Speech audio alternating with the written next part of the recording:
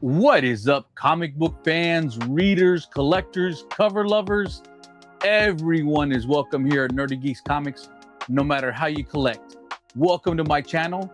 I am Nerdy Geek, and if this is your first time watching, this is Sunday Show and Tell. It's your basic unboxing. I opened up all the packages that I received over the last week from Whatnot, eBay, online retailers. I open them all up. I throw the packaging around, I make a complete mess, and I show you the books that I got. I used to call it Snail Mail Sunday, but I was told that may be a little bit confusing, so changing it for now to Sunday Show and Tell. Hopefully that's a little bit easier to understand. But anyways, I got a pretty decent stack because the mail didn't come in since last Thursday. So a lot of the packages finally started coming in from this past weekend and last week. So I have a pretty good stack. So let's go ahead and get to it.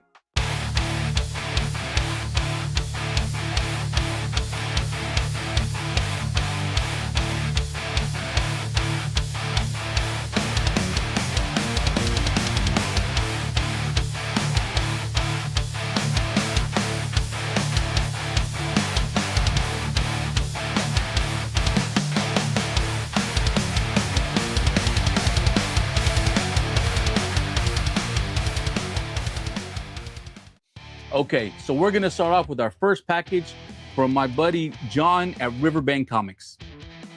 Knifey, knifey.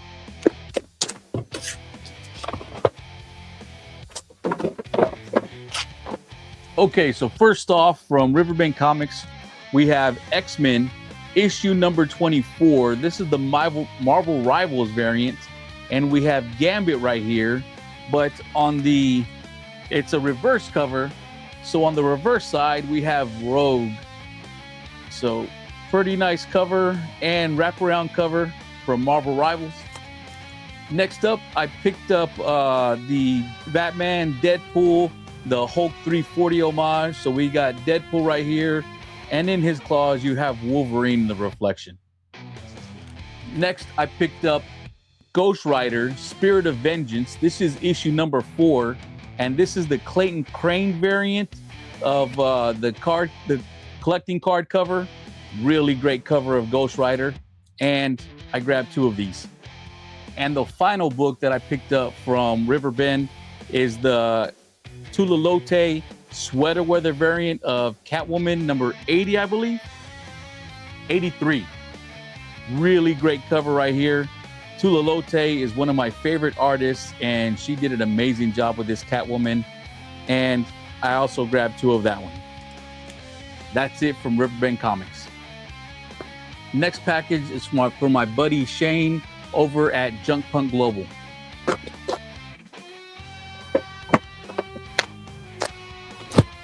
To start us off, I have Aliens vs. Predator. This is issue number 4, and this is from Dark Horse Comics. And here we have a really great looking copy. This copy is in really great shape. Really happy to have this one in the collection. So up next, I have Space Family Robinson, Lost in Space. Really great looking cover. I can't tell you what number this is. I mean, is that 804 the number? Is it just 04? I'm not too familiar with these, but it was a really great looking copy, and I got it for like $1 or $2. So really happy to have it. But if you can tell me how to tell what number this is, other than probably opening it up, which I'll probably do later, let me know. I have another issue of Space Family Robinson, Lost in Space. And again, I have no idea what issue number this is. Is it a 910? No idea. But again, really great cover. I got it really cheap. And the other one was 12 cents and this one was 15 cents. So I don't know if that's the actual number, if it's a reprint. I don't know anything. I just thought they were really nice covers. Up next, I have Uncanny X-Men issue number 283. And I'm not sure if this is actually the first appearance of Bishop or not, or if it's the first full appearance of Bishop. Y'all let me know. As I've told y'all before, I didn't own comic books until I was 25 years old after coming home from Iraq. It wasn't something that was in the family budget, so I didn't grow up reading all of these and know everything. So y'all let me know, is this his first full appearance or is this his first appearance? Because I want to say the first appearance where he's on the cover, he's not in it. So let me know. Oh, and I grabbed 2 of these. And my last book is Uncanny X-Men, issue number 537. And here we have Kitty Pryde on the cover. And I really like this cover, specifically because I am a big Terry Dodson fan. So I made sure to pick this one up. It was a really nice cover. Really happy to add this one to the collection. And that's it from Junk Punk Global. I stand corrected. I have a second bot package from Junk Punk Global. Let's see what's in this one. One of these days, this is gonna backstab on me, literally. But until then, stabby stabby.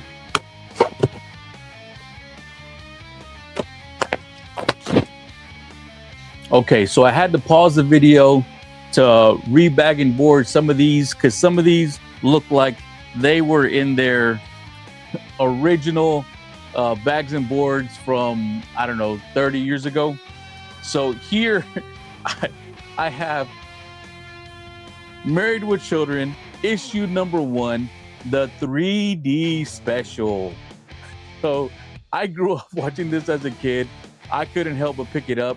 And I would like to say it came with the 3D glasses, but there's no actual sides to them. So you actually you have to hold it, but still a pretty cool cover right here. And it was in pretty good shape. It was still in the poly bag. Next up is Jurassic Park, issue number 2. This is from Topps Comics. I didn't know Topps did comics. Y'all let me know about that. But, you know, I was a kid when Jurassic Park came out. I was one of those kids that went to see it, I think twice, because my mom actually really loved it. So it was a great movie, a great time spending with my mom in California. Really nice cover right here. Next up is Battlestar Galactica, issue number 12. This is, of course, Boomer and Six. Looks like they might be on Caprica or New Caprica. Not sure which one it was. I don't want to put any spoilers, but if you know, you know. Really great cover right here. Next up, we have the New Avengers Director's Cut, number 1. This is back whenever I was first reading comics. I was reading this series by Brian Michael Bendis. It was a really fantastic series. I want to say I had it all the way up to like 40 or 50. I had the Spider-Man, you know, variant cover. But again, all that got lost in a flood, but really nice to have one of these books back. Next up, we have a book from Dynamite here, and we have Xena Warrior Princess, Ash from Army of Darkness meets the Wizard Dorothy and the Crow, or the Scarecrow for Wizard of Oz, and it looks like the Cowardly Lion and the Tin Man did not meet good ends, but a really fantastic cover right there. I love the expression on Xena's face back there. And of course, Scarecrow is just on fire and probably not too long for this world. Next up, I have Star Trek from IDW. This is the Next Generation, issue number 4. And here we have Deanna Troi, Dr. Beverly Crusher, and Ro Laren. Looks like they're all stopping to pose while they're being fired at. But at least Troy has the sense to actually fire back. Here we have another IDW Star Trek, Mirror Images. So we have, of course, have Spock, and we have Evil Spock with the goatee. If you remember this was actually a really good episode right here. Great cover. Love the Enterprise being right there front and center. Next up, we have Thor, Son of Asgard, issue number 3. And I thought this was just a really great Lady Sif cover right here. Really nice cover. I don't know anything about this storyline. I never read it, but I thought it was a great Sif cover. Okay, so next up, I got some of that, I'm guessing this is some of that 90s magic. Here we have Storm, a 3-part series. And you can, yeah, there you go. You can tell. You can see the lightning all around here and the name logo. It is actually in foil. See the shiny there, but it's more of a spot foil. And these covers and interiors were done by Terry Dotson. So I got issue number 1, issue number 2, which is a little easier to see the foil over here, and issue number 3. And of course on this one, this red is the foil. Harder to see on, oh, there you go. There's a good look at it right there. But really great covers by Terry Dotson right here. So next up, as we can often see on my formerly Snail Mail Sundays, now Sunday Show and Tell, is I am a huge fan of Michael Turner. So I try and pick up all of his books. In fact, I'm on the hunt to pick up every Michael Turner cover that's ever been released. I didn't know how hard of a task this was going to be until after I decided to do it, because as I've said before, despite the fact that he passed 10 years ago, maybe a little bit more, still has new covers coming out because they're still printing out books with his artwork. But here I have Witchblade issue number 4, cover done by Michael Turner. I've never read a Witchblade, but if Michael Turner does the cover, I'm gonna pick it up. Now these next two, I was extremely happy to pick up. Here we have the certificate of authenticity from Aspen Comics, because this is an autographed Michael Turner cover. We have the Submariner right here, and there is Michael's autograph. And this cover is in really fantastic shape. Once I get enough of these Michael Turner signatures, I'm gonna send them all into CGC. If I think they're gonna get a 9.8 or at least a 9.6, and I'm gonna get them all authenticated on these, because I would love just a wall full of Michael Turner autographed signature series books. This next one, another certificate of authenticity. This one is by Wizard World right here. And here we have another Michael Turner. This is Fallen Sun, the death of Captain America. We have Iron Man on the cover, looking solemn, and there is Michael Turner's signature. So again, this book is in really fantastic shape. Really happy to have it. And again, another one that's going to be sent off to CGC, because I can't wait to have a whole wall behind me, all yellow label, hopefully 9.8s with Michael Turner's signature on them. That would be amazing. So my next book, I don't own a lot of Golden Age comics, but this one just seemed like something that was too good to pass up. I don't know anything about it. I do see that this can have some value depending on the grade. I'm not great at grading, vintage Golden Age comics, so y'all let me know. But here I have Aces Comics issue number 52, and I believe this is the first appearance of the Purple Kid. I don't know too much about it. I've heard they can go, depending on the grade, anywhere from like, I don't know, $50 to maybe 500, something like that. Y'all let me know. Again, I'm barely dipping my toes into Golden Age comics. They had it marked at like $50. I actually got it for like 12, I want to say. So let me know if I got a good deal on this, because I thought I did. And it's just nice to have some Golden Age comics. I think this one was printed like in 1946. I guess I would have to open it up to look, but yeah, when I looked it up online, yeah, it was like 1946 or something like that. So we have an old vintage comics, and I feel like it's in decent shape. I mean, like, there's no tears on the front cover. The back cover looked really good. Of course, the interior, you can tell that they're miscolored, but still, a pretty good copy for 1946. Let me know how I did on this one. This is my last book from Junk Punk Global. My next package, I don't know who it's from, because it actually has their name on it, so I don't want to dox anyone. So I'm just gonna say this is a Whatnot order, I'm pretty sure. I don't think I won any eBay auctions recently. And this may end up being my last book for this Sunday Show and Tell, because I don't want this video to end up going to 45 minutes to an hour of just me showing you books. So, and I still have 4 more packages to get through. One that is as thick as this one, So maybe I'll do a special mail call Monday or something during the middle of the week that I'll open up those other ones. Because again, I don't want this to go a whole hour. I'd rather give y'all, a good chunk of 20, 25 minutes and another good chunk of 20, 25 minutes. But anyways, let's get to opening this one.